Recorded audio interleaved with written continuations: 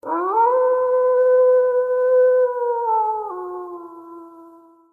welcome back to Coffee with the Wolves. Spring break here at JJC, and we're doing a remote call. And joining me is Josh McCarty, our Wolves wrestling coach. Josh, doesn't look like it's spring break for you right now. No, we got a couple more a couple more weeks before we're on spring break, but um, hopefully the weather's a little nicer then. It Yeah, was nice the last day or two, so we'll see. I'm hoping I get good weather for my spring break. right. Yeah, it's been great for our spring break, but yeah, I know my little one's on spring break for what 3 weeks still. So Oh, yeah, but yeah. yeah, we're here to talk wrestling. I know last weekend, over this past weekend, you and a group of Wolves wrestlers went to Council Bluffs, Iowa for the national tournament. But before we get into that, I need to remind everyone that while we are remote, Coffee with Wolves is presented by Grounded Coffee Bar. Hey everyone, it's a great day to get grounded. With locations in New Lenox and Frankfort, it's always a good time to stop by and try our seasonal drinks. Whether that's cherry as summer comes to an end or pumpkin as fall begins. We've also updated our hours to better serve you. We're open late on Fridays and Saturdays now until 9 p.m. Make sure you're following our socials, that's Instagram and Facebook, for the latest updates on our specials and events so you don't miss out. Grounded Coffee Bar is a proud sponsor of Coffee with the Wolves and JJC Athletics. All right. As always, big thanks to Grounded Coffee Bar for sponsoring Coffee with the Wolves. Josh, wrestling, your first wrestling season at JJC has run its course at this point. I'm not sure what you've got left on campus, but as I mentioned, national meet or tournament just this past weekend. What are your kind of thoughts and feelings, just kind of reflecting on the weekend? I think the weekend was a great experience. It kind of capped off a season which we started almost 6 months ago. So you're going all that time and you're working towards that final destination, which is the national tournament. And, being able to go and experience that and see the student athletes get that opportunity that they earned um, was kind of an exciting time. It was really neat to see the tournament with the girls combined with the boys. That was a neat experience, and to see and talk with some of the coaches on where the future of the girls' national championships are going and things like that. So it was quite the experience. Yeah. Now, I know you had a small group of wrestlers heading to nationals over the weekend, or who had went.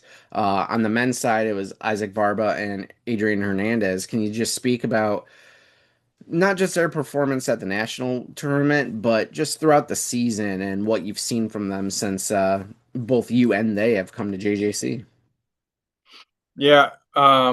Well, I'll start with Adrian Hernandez. And, Adrian's a great young man. We got him from Joliet West High School. And the thing with Adrian is he has such determination and effort, and his intensity throughout a whole match is, you know, pretty awesome to watch. You see him in some matches where he might get down by 4 or 5 points, and then by the end of the match, he's pushing the limits of that other guy and coming back. So, getting to the national tournament, he had lost. I think he wrestled the kid 3 times. He lost to the kid the first 2 times. The first time he was down like 10-2 in the first period, and he came back and lost 9-10. And then he lost to him again, a very close match again. And then he beat him at the district tournament to qualify for the nationals. So that was kind of exciting to see how he had grown throughout the whole season, wrestling that same person, and finally push that kid to the point where he could get over the hump and beat him. And then that punched his ticket to go to the national tournament. So, to see a kid like that do that was great to see.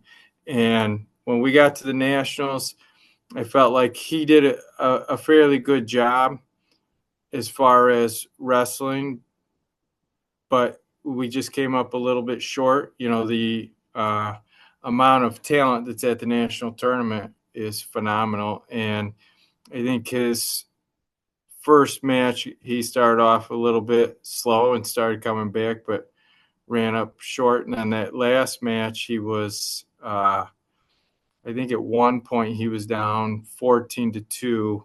And by the end of the match, it was 15-11. So another 30 seconds, we felt like we would have had the guy, but we just came up a little short on time. And, but he had an amazing performance. And, it's great to have a kid like that whose attitude is where it belongs and his work ethic is where it belongs. And that's the type of person you can build off of when you're trying to build a program. Yeah. What's it kind of like for you as a coach watching one of your student athletes kind of compete so many times over the course of a season against, the same opponent for, two, three, maybe even four times? Well, it's in the I think watching it, we lost him the first time, and I was like, well, it was a rough start. And then we got to the second one. I'm like, man, we're right there. We just got to get over that hump. And then when we beat him that last time, what's nice is to see the growth, and it's kind of a easier way to measure when you're seeing that same kid who's beaten us multiple times before. Whereas if you see a bunch of random kids, it's not as easy to measure that growth. But seeing how he continued to be able to evaluate and improve his style of wrestling throughout the season and get past that athlete, that was holding him back early on. So that was nice to see that kind of growth. And it kind of makes you as a coach know that you're doing the right things to be Yeah. able to get him past that barricade or that obstacle. On the topic of growth, how do you measure that in a a wrestling season, especially at the JUCO level? Because, as we're talking about, you don't always face the same opponent. So it seems like it might be easier. Okay, you've wrestled this guy three times this year. I can see you're taking steps and see this improvement against him. But when you are competing against those randoms, let's say, how do you kind of measure success and growth when you're facing a new opponent each week? I think you kind of look at consistency. Sometimes you have athletes, and Taryn Crawford wrestled for us early on. He ended up hurting his knee and stepping away, but he's a prime example. You look at him early on in the practice room, and it was a rough go starting off. But as he progressed after Christmas, you could just see that the growth had really helped improve him as far as how he wrestled in the practice room. And, his attitude improved, his effort improved, his wrestling abilities improved. And where he might have been getting, beat very easily early on in the season in practice, by the end of the season, you could see how he had grown, and that wasn't the same person you saw that first week of wrestling practice.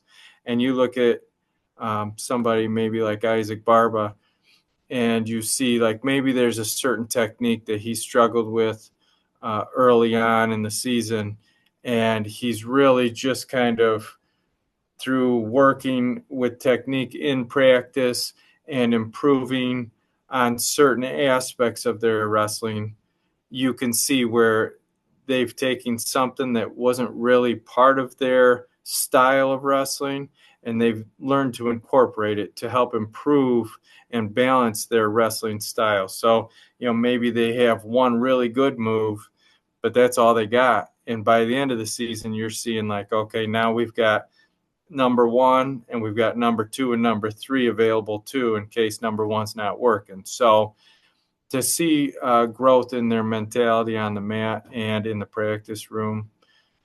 Is in the practice room, sometimes it's easier to measure, but on the mat, it's seeing those different techniques that start popping up that maybe they never used early on in the season, and now they're becoming part of their arsenal. Yeah. I want to switch over to the women's side of things because you had one wrestler go with you to nationals, Mia. Not going to try to pronounce her last name until I hear you say Yeah. it. But Orozco. what was that? Orozco. Orozco. Okay, that's how I thought it was said, but I've never heard it pronounced, and I did not want to try it. But you took Mia with you. She qualified. Um, Only one wrestler on the women's side. I think last year may have been the inverse. We had more on the women's side than the men's side, if I recall. I don't remember, but um, you know, what have you seen out of Mia this season that had led her to reach, the national qualifier, make it to Council Bluffs, but then also just her kind of performance through the year? Well, and yeah, with me, it was a little bit different situation because Mia started off early on, in some of our tournaments, and then she started to struggle with some injury. So moving at like right before Christmas, I think after the Carthage tournament, which was right around that first weekend in December, she had um, injured her biceps in a way where like she was in a lot of pain and she had a hip injury. So we had kind of laid her off for, we're like, look, you're done until after Christmas. And then even after she came back from Christmas, she was really struggling. So we started working with Mark, the trainer, and trying to get more different techniques like ultrasound and heat and things like that. And she was using the ice bath and trying to just get her healthy. And, the good thing about Mia is, she's pretty determined and she didn't want to quit. She wanted to push through the injuries and everything, which says something about her because most athletes are going to hang up their shoes and walk away. Whereas, she had a goal in mind. She wanted to go to the national tournament. And, it was hard because she hadn't competed since December. Yeah. So we got her through with healed up with the injuries and then started getting her in practice. And even in practice, it's like hit or miss on certain things we could do at practice until we really got her healthy. So we had to be real creative with her, but she just has a great attitude and is such a great person to be around. And taking her to the national tournament was pretty awesome, and seeing her get on the mat. She got to see a lot of the friends from high school and other tournaments that she's met and talking with the other girls. And it's really different to see the girls' side of things versus the guys' side of things because the girls are so much friendlier to each other. The guys are just guys, but the girls, it's kind of a neat thing. And she did great on her performances. She was actually in her second match winning 4-2 and then ended up getting pinned at the end in a wing. But she did a phenomenal job, and I was really impressed with her. And, she brings a camera every time she takes pictures of the team. And she's really a true team member and somebody that we can use to build off of. Yeah. You mentioned at the beginning, talking to other coaches just kind of about the future of women's wrestling at this level. Is there anything that stood out to you from those conversations? Anything you're gonna take with you into this off season and then next season for JJC? Yeah. So we talked about, the girls' side is an emerging sport.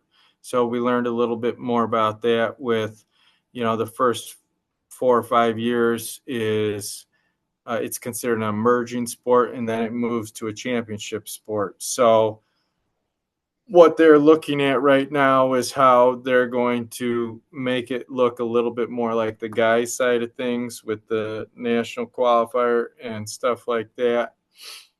And currently, you can bring up to 15 girls if you have that many on your roster. And they're talking about altering those numbers and things like that. So I was glad we had a good meeting with a lot of the coaches and the president of the NJCAA and the governing people in charge and talked about that stuff. So, like, what was nice is that we have a weight class 235 at the junior college level, which they do not have at the NCAA level.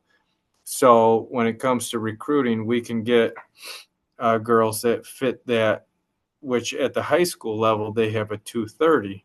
So, it kind of fits in there for us to know that, hey, we can recruit girls there. Um, and looking at what teams, were at the top, what sort of techniques were really popular, watching the junior college tournament and stuff like that. I, I was like a sponge all year, really paying attention. And, but there is confusion. Like we were at one tournament and a referee told me the girls have to wear headgear at the national tournament. And I told him, I don't think so at the junior college level. And he said, they do. We got to the junior college tournament and they said they do not. So there's a lot of learning and miscommunication. So it was good to know. I got some information on who I can contact, where to look for this information, so that when we build our program for the future, we are telling the girls the right things. Mm-hmm. So, we've already got, I think, 7 girls signed for next year. With Mia, that's 8. And, I've got recruits coming tonight, recruits coming this next weekend. And we are really booming on the girls' side as far as getting recruits signed. So we're excited about the future of that. We want to see our program become a national powerhouse. So we are doing, taking steps to kind of grow our program in the right direction. And, we talk with Mia a lot, and she's going to have to be that leader we need next year. She's got experience coming in next year. She's been to the national tournament. And we know that she's somebody we can kind of lean on in that department. So we're excited. And I'll end on this question for you, Josh. But your first, finish your first season here at JJC.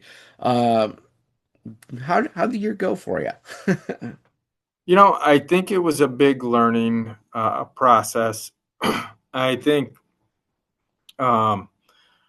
understanding, a little bit about JJC and student athletes and what their lifestyle is like, with working or driving to the campus, things like that.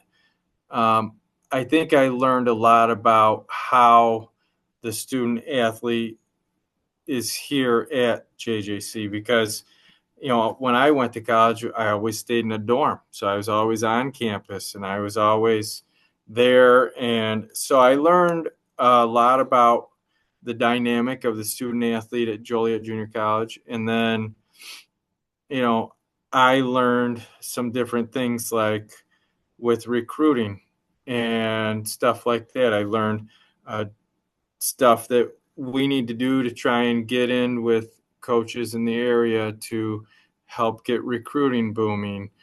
And, having a guy like Isaac Barba, it's too bad we're losing him this year because he's going to move on. I think he's looking at Aurora University, but he's got, possibility to check out some other schools. But, he's the type of kid that you wish was coming back because of the leadership that he had in the wrestling room and the example he set, and he's sending me stuff every day. Hey, coach, have you talked to this kid? He's a possibility for a recruit. Hey, coach, this kid, So finding a good, strong leader like that for next year will be huge. But I think we also learned, we have the girls program and we have the guys program.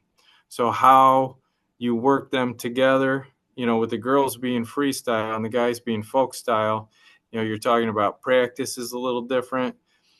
We saw what our weaknesses were when we went to tournaments, and so we took a lot of notes, and now we've evaluated the program, and we have a plan moving forward. But I think most importantly is building some consistency with coaching. I'd like to finish out in the next 10 years and make sure there's consistency. The program's been built in the right direction, and it's not being transferred from one coach to the next.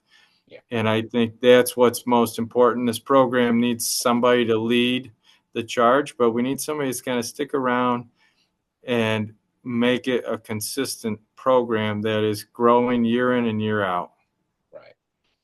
Well, Josh, I appreciate you taking the time to join me here today to kind of wrap up the season. Uh, Congratulations on a pretty successful first year at JJC. Look forward to watching you build the program. Next season, you've got many months off, but I know you mentioned recruiting and everything, so you're gonna be busy. Yes, very busy. It's funny because season's over, but we have just started really getting into the nitty gritty of building our program for next year. Right. Well, again, I appreciate you taking the time. For everyone watching, thank you for watching Coffee with Wolves. We end as always with Wolf of the Week, and we'll see you next week.